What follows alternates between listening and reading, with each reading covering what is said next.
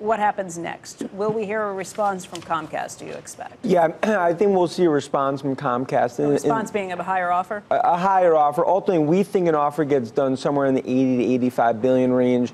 We continue to still think it's Disney's deals to lose at this point. I mean, Iger put on the war paint yesterday in terms of that bid and really showed this is not an asset that they're going to lose, because it fundamentally comes down to they need it more than Comcast. Streaming ambitions, you go across the board from ESPN and Bataro to everything on ESPN, the streamlined service next year for Disney. They need these assets from a content perspective. And I think ultimately you saw the stock reaction. This is really Disney's deal to lose at this point. And now it comes down to Comcast, how much debt they're willing to put on. I think that's sort of the big question for investors. Brian, would you agree with that idea just that Disney needs this more than Comcast does? Because I've heard competing views on that. What's your thought? Well, that's probably fair to say. Disney needs it more because of what they've been telling investors they need. And there's a, buying into what they've been saying element that would be hard to back off of. But Comcast wants this badly.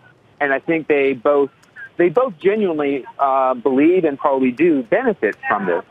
The question that I'm trying to ponder is, what are the internal models that each company is using to justify how high they're willing to go, given their next best alternative approaches? And, for either one of these companies, the opportunity or the alternative is there are certainly assets like ITV, there's ProSiebenSat.1 in Europe. There are other assets for content production around the world, or organic investment. Those are legitimate alternatives. And so there must be an alternative that they have in mind that justifies or limits how high either side is willing to go. And we just don't know what that is for either of the two companies. I mean, Brian, clearly, whichever company does not end up with the Fox assets, the conclusion will be, yeah, they'll be fine. There are options. There are strategies we can pursue. But this whole process has highlighted the kind of ultimate scarcity value of content assets at scale that are now on the block with Fox. So I almost wonder if the entire market is looking at the industry and saying, well, this is going to just kind of squeeze down into a handful of players, and it gives you flexibility if you buy these assets, right? Because what's the next few years going to be? Investing in some areas, some networks, disinvesting from others. You can do that more if you have a wider range of Yeah, and I would say Brian raised some good points, but fundamentally it's these golden assets that there is no alternative for Disney here, in our opinion. This is what they really have to go after. It's from the beginning. So that's why right now for Iger, this is the window of opportunity. And I think that's something that investors are giving them the leash to go after, even up to 80 billion. Let's talk about that, Brian. Dan thinks 80 to 85 billion is the final price tag on this. That sound right to you? Yeah, as I'm saying, I just don't, it's hard to have a view on this, at least from where I sit, because I just don't know how they're looking at alternatives. And I guess I want to push back a little bit on the idea of scarcity.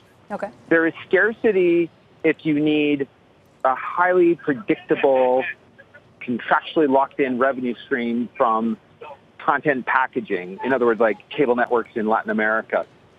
But from a vantage point of, 8 years ago, we would have said, content's relatively scarce. Sorry, Netflix. But hey, if you spend $8 or $10 billion, you can take what's scarce and make it awfully plentiful. Yeah, but that's $8 or $10 billion every year that you've got to keep coming up with and hoping that you can create lightning in a bottle every single one of those seasons. Well, what's $8 or $10 billion a year versus $85 billion today? Depending on your cost of capital, those could be equivalent. All right, let me spin this out a little bit. And Dan, just work with this. Right now, the street is definitely valuing this. They look at Netflix and say, this is amazing. We want you to continue doing this. There's a chance, though, that the street's opinion could change on this. And what's the likelihood of that, and where does that leave either of these companies if they do end up buying this asset? Yeah, I mean, it comes down to content's king, and Netflix and Hastings at the top of the mountain. So ultimately, this is really a Netflix-driven initiative. If you look at streaming, fundamentally, I think shareholders right now realize more for Disney than Comcast. Disney, if they lost this asset, it would be a devastating blow to Iger and streaming ambitions for 2019 and beyond. If Comcast loses it, or let's just say get pieces, Star, India, or others, it would be something where it would be a small victory in the trophy case and they could go after other assets. So I continue to view it to be much more of a gut blow and much more of a negative if Disney lost it versus Comcast. I think shareholders know it's content. If Disney doesn't get this 3-5 years from now, it would be, I think, one of the biggest regrets of Iger's career. Hey there, thanks for checking out CNBC on YouTube. Be sure to subscribe to stay up to date on all of the day's biggest stories. You can also click on any of the videos around me to watch the latest from CNBC. Thanks for watching.